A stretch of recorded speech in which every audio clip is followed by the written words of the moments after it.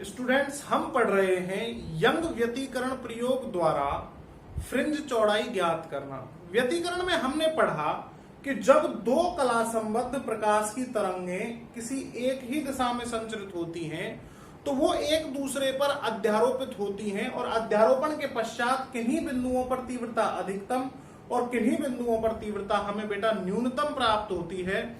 इसे हम प्रकाश का व्यतिकरण कहते हैं। यंग नामक वैज्ञानिक ने सबसे पहले इसका प्रायोगिक परीक्षण किया और पर्दे पर इसको प्राप्त किया। तो पर्दे पर जो यंग को मिला वो ठीक समान चौड़ाई की अंधेरे और उजाले की पट्टियां। तो देखिए यंग के प्रायोगिक अरेंजमेंट में क्या था। देखिए यंग ने क्या किया बेटा, यहां पर एक ऐसे कार्डबोर्ड लिया, ठीक है, और उसमें दो छेद कर दिए कार्डबोर्ड में, एक और दो, और इसके पीछे उसने यहां पे एक और कार्डबोर्ड लगाया, ठीक है, और इसमें एक छेद किया और यहां पर एक वर्णीय प्रकाश स्रोत एस लगाया। ये क्या था? एक वर्णीय प्रकाश स्रोत एस था। इससे प्रकाश की तरंगें जो भी आगे गई वो दो हिस्सों में विभाजित हुई, नए में S1 और S2 में, ठीक है। तो यहां पर दो कला संबद्ध स्रोत प्राप्त हुए उसे, S1 और S2, ठीक है। अब यहां पर उसने एक पर्दा लगाया जिस पर वो व्यतिकरण प्रभाव को देखना चाहता था, ठीक है। कितनी दूरी थी इसकी? स्रोत और पर्दे के मध्य जो दूरी थी बेटा वो थी कैपिटल डी। स्रोत और पर्दों के मध्य दूरी कितनी ली गई? Capital D. अब एक प्रकाश की तरंग जो है S1 से गई यहां, ठीक है। कहां से गई? S1 से गई, और यहां पर जहां गई है हमने ले लिया एक बिंदु P, ठीक है। एक बिंदु P था जहां पर S1 से प्रकाश की तरंगें जा रही हैं। एक S2 से भी प्रकाश की तरंगें गई और इन दोनों ने अध्यारोपित होकर यहां पर व्यतिकरण प्रभाव उत्पन्न किया। इन दोनों ने अध्यारोपित होकर बिंदु P पर व्यतिकरण प्रभाव उत्पन्न किया है।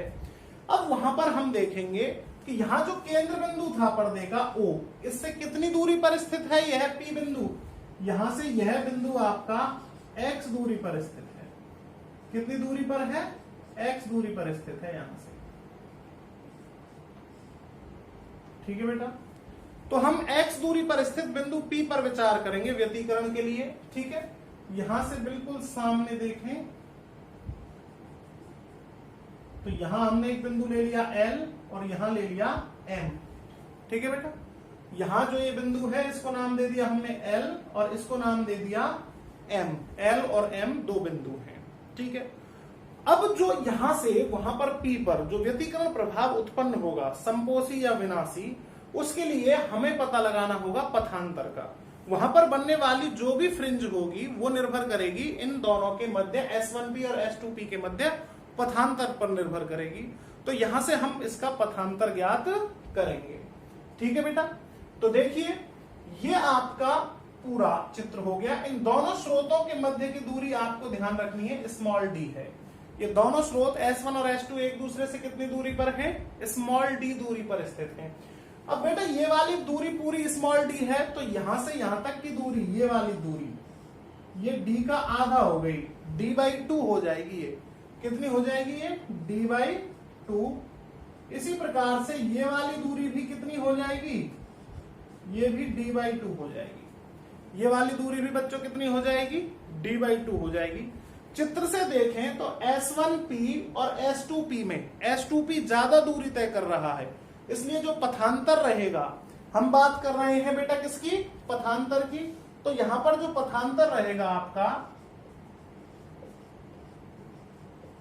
पथांतर डेल्टा से व्यक्त करते हैं हम पथांतर को, और ये रहेगा आपका S2P माइनस के S1P। पथांतर कितना रहेगा आपका? S2P माइनस के S1P।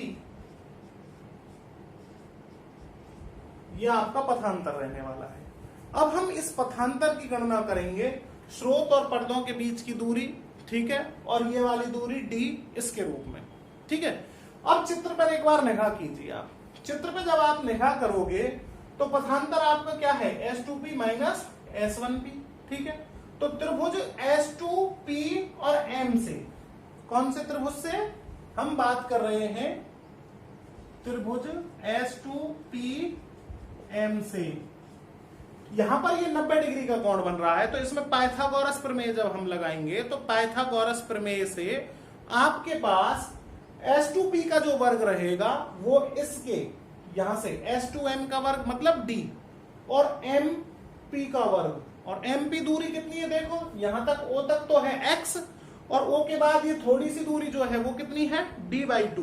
भाई यहां तक की दूरी तो O से तक तो कितनी हो गई X, और यहां तक की दूरी जो है ये कितनी हो गई D/2, तो ये हो जाएगी X प्लस D/2। ठीक है, तो इस त्रिभुज से जब हम बात करेंगे तो S2P का वर्ग जो होगा, S2P का वर्ग बराबर यहां से यहां तक की दूरी D का वर्ग प्लस वहां से यहां तक की दूरी X प्लस D/2 का वर्ग, तो ये आ जाएगा आपके पास X प्लस D/2 का वर्ग। ठीक है बेटा, इसी प्रकार हम आगे बात करेंगे त्रिभुज S1PL से। ठीक है, त्रिभुज S1PL से यहां पर S1P का जो वर्ग रहेगा वो किस किस के बराबर रहेगा, यहां भी देखो ये 90 डिग्री का कोण बन रहा है। ठीक है, ये समकोण त्रिभुज है, तो यहां पर आपका पाइथागोरस प्रमेय फिर से इस्तेमाल होगी, और पाइथागोरस प्रमेय जब आपकी इस्तेमाल होगी तो S1P का जो वर्ग रहेगा वो बराबर होगा S1X, ये S1L का वर्ग। ठीक है, कितनी दूरी है यहां से यहां तक D, स्रोत और पर्दों के मध्य की दूरी कितनी है D ले रखी है हमने। ठीक है, तो यहां तक की दूरी, साथ में यहां से वहां तक की दूरी देखो कितनी है, P से O तक की दूरी है X। ठीक है, और यहां से L से और O तक की दूरी है D/2, तो X में से D/2 को घटा दो, उतनी दूरी बच जाएगी कहां से कहां तक की, P से और L तक की दूरी, तो इसको हम कह देंगे X माइनस D/2। ठीक है, तो ये इस त्रिभुज से जब हम बात करें S1PL से, त्रिभुज S1PL से, ठीक है बेटा, आपके पास S1P का जो वर्ग रहेगा वो हो जाएगा D², ये वाली दूरी। ठीक है, और यहां से यहां तक की, यहां से यहां तक की दूरी X माइनस D/2 का होल स्क्वायर, तो इसको ले लेंगे हम प्लस X माइनस D/2 का होल स्क्वायर। ठीक है, अब हम S2P के स्क्वायर में से S1P के स्क्वायर को घटा देंगे। ठीक है, तो देखिए आपके पास क्या आएगा, जब आप घटाओगे S1P का स्क्वायर माइनस S1P का, S2P के स्क्वायर में से घटाएंगे हम S1P का स्क्वायर। ठीक है, तो S2P के स्क्वायर क्या था, D² plus X plus D/2 का होल स्क्वायर, माइनस इसमें क्या बचेगा अंदर, D² plus X minus D/2 का होल स्क्वायर, ये बच जाएगा आपके पास। ठीक है बेटा, अब देखो इसको आगे सॉल्व करते हैं हम। हमारे पास है S2P का स्क्वायर माइनस S1P का square is equal to D²। अब इसका A प्लस B के होल स्क्वायर का फॉर्मूला लगा देंगे यहां हम, तो ये हो जाएगा आपके पास प्लस X² प्लस D²/4, ठीक है, प्लस 2XD/2, तो 2 से 2 कट जाएगा तो कितना बच जाएगा यहां पर, XD बच जाएगा, माइनस, अब इसको खोलेंगे हम, इसके होल स्क्वायर का फॉर्मूला जब हम खोलेंगे तो हमारे पास आ जाएगा बेटा ये D² as it is plus, यहां पर अंदर देखिए आप X² प्लस D²/4 माइनस के XD, माइनस का XD आ जाएगा, क्या आ जाएगा बेटा, माइनस का XD आ गया यहां पर। अब ये माइनस साइन जब अंदर मल्टीप्लाई होगा तो ये सब माइनस के हो जाएंगे और ये किसका हो जाएगा, प्लस का। तो देखो अगले स्टेप में आपके पास S2P square minus S1P square is equal to D² plus X² plus D²/4 plus के XD माइनस, माइनस के D² माइनस के X² माइनस के D²/4 minus XD, minus minus plus, plus के XD हो जाएंगे क्योंकि माइनस अंदर मल्टीप्लाई होगा। तो बेटा देखो D² से D², X² से X², D²/4 से D²/4, और XD और XD कितने हो गए, 2XD। तो आपके पास यहां आया S2P का स्क्वायर माइनस S1P का square is equal to 2XD, क्या आ गया आपके पास, 2XD। अब ये ए स्क्वायर माइनस बी स्क्वायर का जब हम फॉर्मूला लगाएं इसमें, तो हम इसको लिख सकते हैं ए प्लस बी और ए माइनस बी। तो हम इसको लिख देंगे S2P plus S1P, S2P minus के S1P इक्वल्स टू 2XD। अब ये S2P प्लस S1P को उधर ले जाओ नीचे, क्योंकि हमें पता क्या करना है, पथांतर S2P माइनस S1P। ठीक है, तो जब यहां हम देखेंगे तो पथांतर आपके पास आ जाएगा S2P माइनस के S1P equals to 2XD upon S2P plus S1P। ठीक है, ये आ गया आपके पास।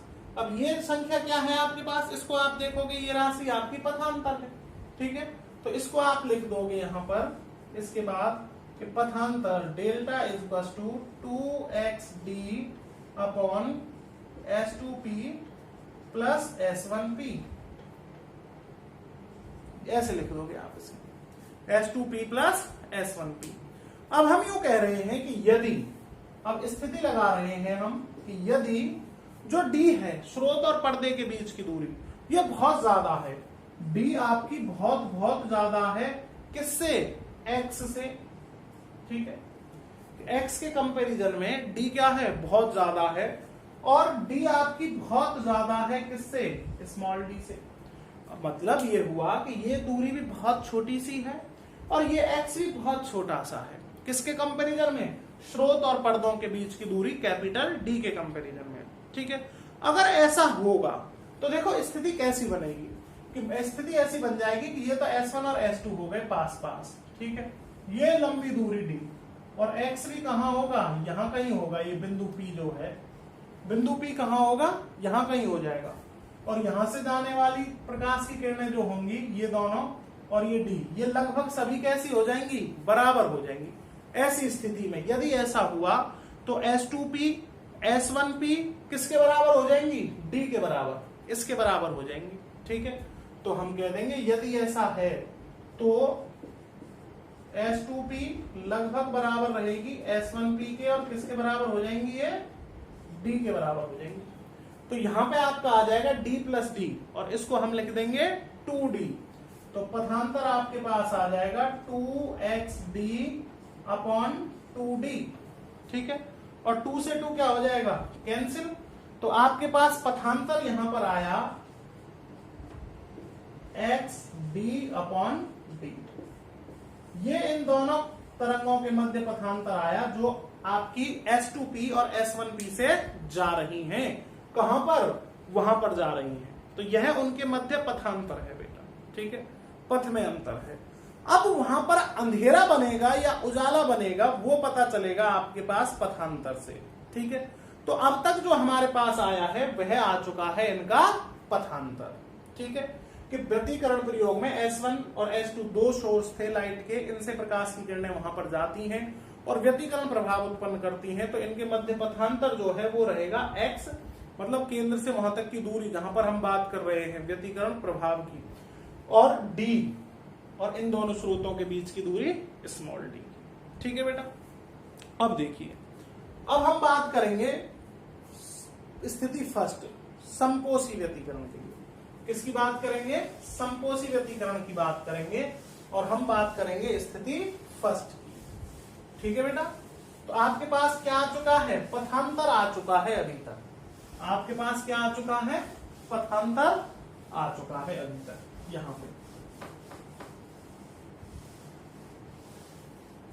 तो देखिए बेटा आप निकाल चुके हो पथांतर डेल्टा इक्वल्स टू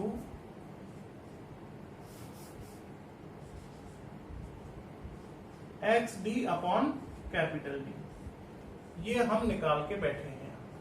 ठीक है, ये चीज निकल के आ गई है पथांतर। अब हम बात कर रहे हैं स्थिति फर्स्ट की, प्रथम स्थिति। ठीक है, स्थिति फर्स्ट,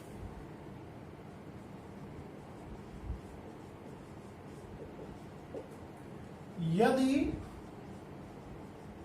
पथांतर n लैम्बडा है, कितना है पथांतर, n लैम्बडा, तो चमकीली फ्रिंज प्राप्त होगी, मतलब उजाला मिलेगा आपको।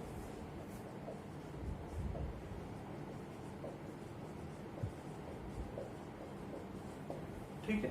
यदि पथांतर n लैम्बडा है तो चमकीली फ्रिंज प्राप्त होगी और आपको उजाला मिलेगा। ठीक है, तो देखिए चमकीली फ्रिंज की स्थिति की हम बात करें, किसकी बात करें, चमकीली फ्रिंज की स्थिति की बात करें, तो पथांतर कितना हो जाएगा चमकीली फ्रिंज के लिए, delta equals to n lambda. ठीक है, और यहां पर डेल्टा का मान आपको दे रखा है x D upon capital D, तो इन दोनों की तुलना कर देंगे तो हमारे पास आ जाएगा X D upon capital D equals to N lambda, यह आ गया आपके पास। ठीक है, एक्स क्या है, स्थिति थी, आपने देखा होगा दूरी है, तो एनवी चमकीली फ्रिंज की स्थिति की बात करें हम, एनवी मतलब कोई सी भी हो सकती है, दूसरी, तीसरी, चौथी। ठीक है, और उससे अगली चमकीली फ्रिंज कौन सी बनेगी, n+1 भाई व्यतिकरण प्रयोग में मैंने आपको बताया था कि इस प्रकार की फ्रिंजेस बनेंगी। ठीक है, समान चौड़ाई की अंधेरे उजाले, अंधेरे और उजाले की पट्टियां बनेंगी। ठीक है बेटा, अब मान लीजिए आप कि ये आपकी एनवी चमकीली फ्रिंज है। ठीक है, तो n+1 कौन सी हो गई, ये रही n+1, ये एनवी है तो। ठीक है, और इन दोनों के बीच में क्या है, एक काली फ्रिंज है, तो इन दोनों फ्रिंजों के बीच की जो दूरी होगी, इनकी स्थितियों में अंतर जो होगा वो किसके बराबर होगा, एक काली फ्रिंज की चौड़ाई के बराबर होगा। किसके बराबर होगा, एक काली फ्रिंज की चौड़ाई के बराबर होगा। ठीक है, तो अब आप देखिए यहां पर, तो एनवी चमकीली फ्रिंज की स्थिति, किसकी बात कर रहे हैं हम, एनवी चमकीली फ्रिंज की स्थिति।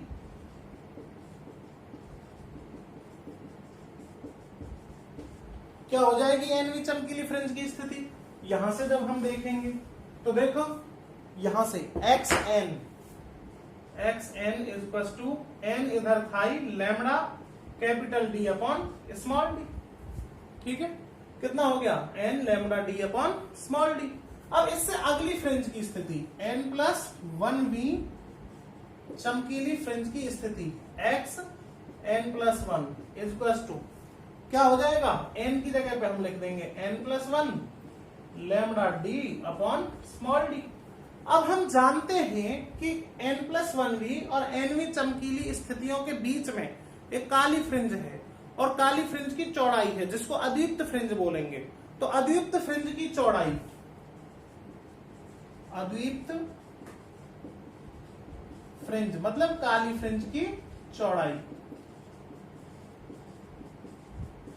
बीटा और अद्वितीय, कौन सी वाली, बीटा अद्वितीय, अद्वितीय मतलब काली फ्रिंज। तो बीटा अद्वितीय जो होगी वो हम xn+1 में से xn को क्या कर देंगे, घटा देंगे। तो देखो n+1 lambda d upon small d में से सब्ट्रैक्ट कर देंगे हम n lambda capital D upon small d। बेटा lambda d upon small d तो कॉमन आ रहा है, यहां से देखोगे आप क्या आ रहा है, कॉमन। तो देखिए आपके पास lambda d upon small d आया कॉमन। ठीक है, और क्या बच गया इधर, इधर लिख लू मैं इसको, बीटा अद्वितीय जो है, देखिए आपके पास lambda d upon small d तो आ गया कॉमन, बच गया n+1 माइनस के n से n क्या हो गया कैंसिल, 1 से मल्टीप्लाई करोगे तो कोई फर्क पड़ेगा, कोई नहीं पड़ना। तो आपके पास बीटा जो आएगी कौन सी की, अद्वितीय की, वो आ गई lambda d upon small d। ये आपकी एक अद्वितीय फ्रिंज की चौड़ाई आ चुकी है। ये क्या आ चुका है आपके पास, एक अद्वितीय फ्रिंज की चौड़ाई आ चुकी है। ठीक है बेटा, अब हम इसके बाद बात करेंगे द्वितीय फ्रिंज की चौड़ाई की। ठीक है, तो उसके लिए स्थिति सेकंड की बात करेंगे। स्थिति फर्स्ट, जब पथांतर आपका क्या है, n लैम्बडा है तो चमकीली फ्रिंज बनती है, और यदि पथांतर आपका 2n+1 λ/2 है तो आपकी कैसी फ्रिंज बनेगी, तब आपकी फ्रिंज जो होगी वो बनेगी आपकी अंधेरे की, मतलब काली फ्रिंज बनेगी, अद्वितीय फ्रिंज बनेगी। ठीक है, 2n-1 लिख लो, 2n+1 लिख लो, स्थिति वही। स्थिति सेकंड, अब हम कह रहे हैं कि यदि पथांतर जो है आपका 2n-1 λ/2 है। ठीक है, ये कौन सी स्थिति है, ये आपकी सेकंड स्थिति है बेटा। यदि पथांतर 2n-1 λ/2 है तो अद्वितीय फ्रिंज प्राप्त होगी। कैसी फ्रिंज प्राप्त होगी, अद्वितीय फ्रिंज प्राप्त होगी।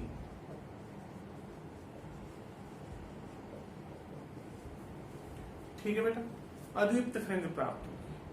अब देखिए आप लोग, यहां पर हम nवीं अद्वितीय फ्रिंज की बात कर रहे हैं। तो ये आपका पथांतर है, एक पथांतर ये दे रखा है, ठीक है, क्या दे रखा है, ये पथांतर दे रखा है। तो इनको जब हम कंपैरिजन कर देंगे तो आपके पास आ जाएगा X D upon capital D equal to 2n-1 lambda by 2, और यहां से x स्थिति निकाल लेंगे nवीं फ्रिंज की, वो नीचे निकाल के दिखाता हूं मैं। तो nवीं, अब हम बात कर रहे हैं बेटा nवीं अद्वितीय फ्रिंज की स्थिति।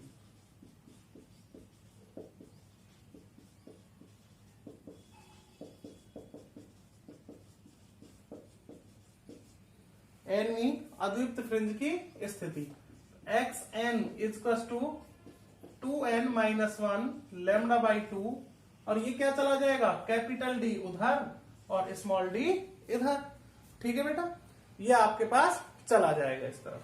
अब इससे अगली वाली n+1वीं अद्वितीय फ्रिंज की स्थिति, इसको आप लिखेंगे xn+1, और यहां पे अब हम n की जगह पर क्या लिखेंगे, 2n+1-1 lambda D upon 2d।